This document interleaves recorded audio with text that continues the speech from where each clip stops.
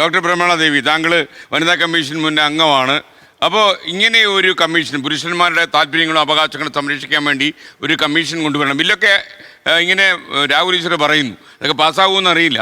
രാജ്യസഭയിലൊക്കെ വന്നു, പക്ഷേ പാർലമെൻറ്റിലേക്ക് അത് പാസ്സാക്കി എടുക്കുമെന്ന് അറിയില്ല. എന്തായാലും ഇതിലൊക്കെ അഭിപ്രായ വ്യത്യാസമുള്ള ഒരുപാട് ആൾക്കാർ ഇന്ത്യയിലുണ്ട്. താങ്കളുടെ ഒരു നിലപാട് എന്താണ് ഇക്കാര്യത്തിൽ? തീർച്ചയായും പുരുഷന്മാരനുഭവിക്കുന്ന ബുദ്ധിമുട്ടുകൾ ഒരു യാഥാർത്ഥ്യം തന്നെയാണ്.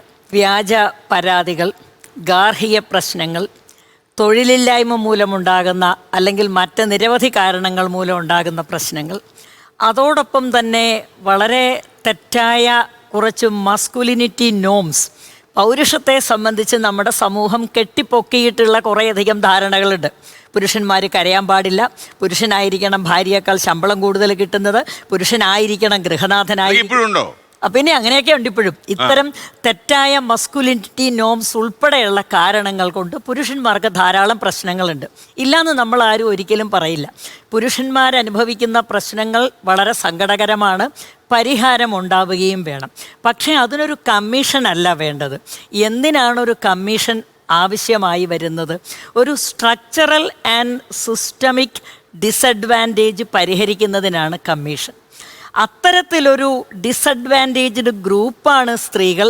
ആസ് എ ക്ലാസ്, ഒരു കമ്മീഷൻ വന്ന സ്ത്രീകളുടെ അവകാശങ്ങൾക്ക് പ്രശ്നമുണ്ടാവും. ഇല്ല, സ്ത്രീകളുടെ അവകാശങ്ങൾക്ക് പ്രശ്നമുണ്ടെന്നുള്ളതല്ല.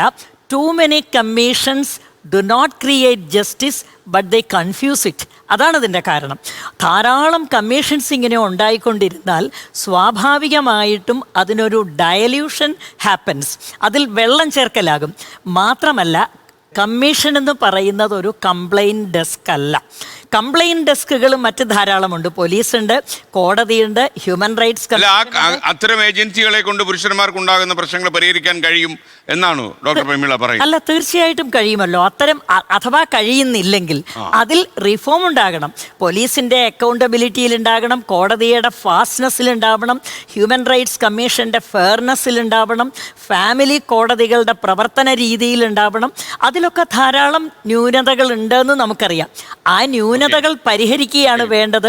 പുതിയ പുതിയ കമ്മീഷൻസ് ഉണ്ടാവുകയല്ല. മാത്രമല്ല, ആത്മഹത്യകളാണ് കമ്മീഷൻ്റെ ഉത്ഭവത്തിന് കാരണമെങ്കിൽ കർഷക ആത്മഹത്യകൾ വർദ്ധിക്കുകയാണ്. കർഷക കമ്മീഷൻ വേണം. തൊഴിലില്ലാത്ത ചെറുപ്പക്കാരെ ആത്മഹത്യ ചെയ്യുന്നുണ്ട്, അവർക്ക് വേണ്ടി തൊഴിലില്ലാത്തവർക്ക് വേണം.